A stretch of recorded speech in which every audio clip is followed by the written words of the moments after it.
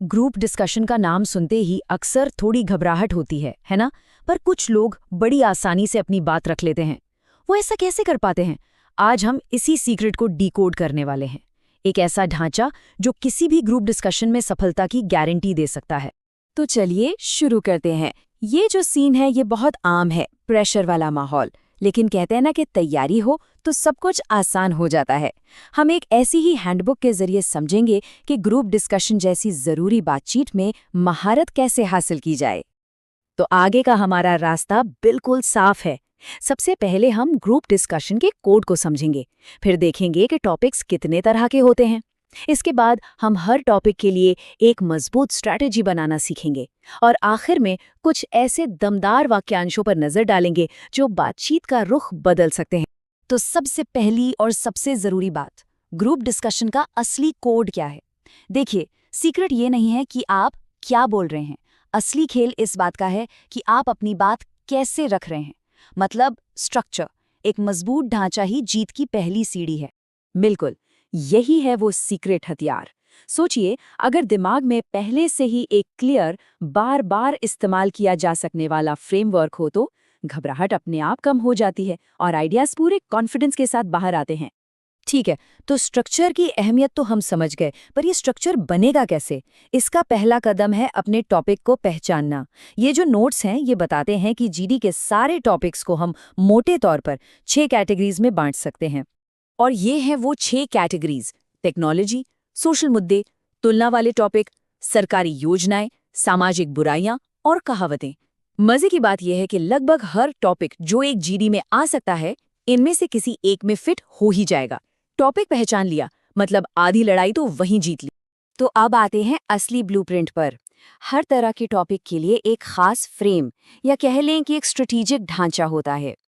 अब हम एक एक करके इन सभी ब्लूप्रिंट्स को समझेंगे कि किस टॉपिक को कैसे हैंडल करना है।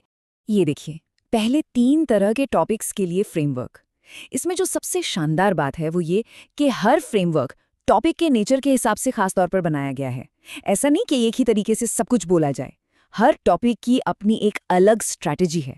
जैसे अगर टॉपिक टेक्नोलॉजी से जुड़ा है, मान लीजिए सोशल मीडिया या एआई, तो फ्रेमवर्क सिंपल है। पहले इंट्रोडक्शन, फिर उसके फायदे, फिर नुकसान और आखिर में एक निष्कर्ष।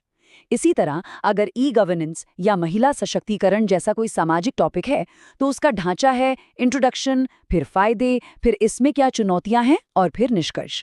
मतलब एक बैलेंस्ड अप्रोच रखना बहुत जरूरी है।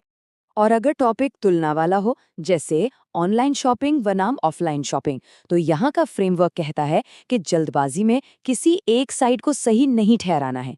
पहले इंट्रोडक्शन दीजिए, फिर दोनों के फायदे और नुकसान बताइए और उसके बाद ही किसी नतीजे पर पहुंचिए। ये तरीका दिखाता है कि आपकी सोच कितनी गहरी और निष्पक्ष है। चलिए, अब अगले सेट के फ्रेमवर्क देखते हैं। ये उन टॉपिक्स के लिए हैं जो सरकारी योजनाओं या समाज की बड़ी समस्याओं से जुड़े होते हैं। यहाँ अप्रोच थोड़ा और डीप हो जाता है। मान लीजिए टॉपिक है मेक इन इंडिया, तो इसका फ्रेमवर्क है इंट्रोडक्शन, योजना के उद्देश्य क्या हैं, इसे लागू करने में क्या चुनौतियां हैं, और फिर निष्कर्ष। और अगर टॉपिक भ्रष्टाचार या प्रदूषण जैसी कोई सामाजिक बुराई है, तो फ्रेमवर्क और भी डिटेल्ड है। इंट्रोडक्शन, इसके कारण क्या है, इसका समाज पर क्या असर पड़ रहा है, इसका समाधान क्या हो सकता है, और फिर निष्कर्ष। यहाँ सिर्फ प्रॉब्लम नहीं बल्कि पूरा एनालिसिस देना है। और आखिर में अगर टॉपिक कोई कहावत हो, जैसे करत करत अभ्यास के, ये थोड़े एब्स्ट्रैक्ट होते हैं, है ना? तो इनके लिए फ्रेमवर्क को बहुत सिंपल रखा गया है। बस एक इंट्रोडक्शन दीजिए, फिर समझाइए कि ये कहावत आज के समय में कितनी ज़रूरी है, इसका महत्व क्या है, और फिर एक अच्छा सा निष्कर्ष दे दीजिए। तो हमने शुरुआत और बीच के हिस्से की बात तो कर ली, लेकिन कहते हैं ना, अंत भला तो सब भला। एक जोरदार फिनिशिंग मूव बहुत जरूरी है।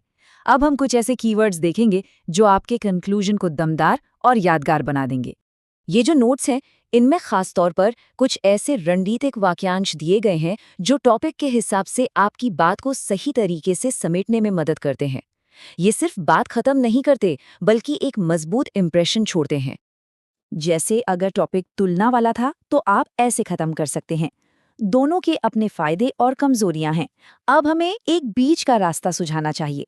देखिए, इस एक लाइन से पता चलता है कि आपकी सोच कितनी बैलेंस्ड है और आप सिर्फ प्रॉब्लम नहीं, सॉल्यूशन पर भी फोकस कर रहे हैं।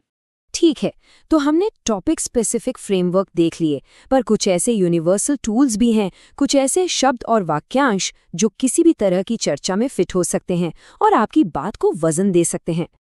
ये रहे कुछ ऐसे शक्तिशाली कीवर्ड्स: जागरूकता, शिक्षा, इंटरनेट, सख्त कानून, प्राइवेसी, स्वास्थ्य, अर्थव्यवस्था। ये ऐसे शब्द हैं जो लगभग हर टॉपिक में कहीं ना कहीं फिट हो ही जाते हैं और आपके तर्क को मजबूत बनाते हैं। और ये हैं जोड़ने वाले वाक्यांश। मतलब बातचीत में एंट्री कैसे लेनी है, किसी से सहमत कैसे होना है, या किसी के पॉइंट में कुछ और कैसे जोड़ना है। मेरी राय में, हाँ दोस्त, मैं आपसे पूरी तरह सहमत हूँ, इस बिंदु में जोड़ते हुए मैं ये कहना चाहूँगा कि ये छोटे छोटे फ्रेजेस आपको बातचीत में बनाए रखते हैं। तो तैयारी से लेकर परफॉर्मेंस तक इस पूरी हैंडबुक का निचोड़ क्या है? चलिए सफलता के इस रास्ते को एक बार फिर से देखते हैं और समझते हैं कि सबसे बड़ा टेकअवे क्या है। और अंतिम और सबसे ज़रूरी बात यही है, ये जो स्ट्रक्चर है ना, ये असल में प्रेशर में परफॉर्म करने का कॉन्फिडेंस देता है। जब दिमाग में एक क्लियर रोड मैप होता है तो घबराहट की जगह आत्मविश्वास ले लेता है और आप बहुत अच्छे से अपनी बात रख पाते हैं।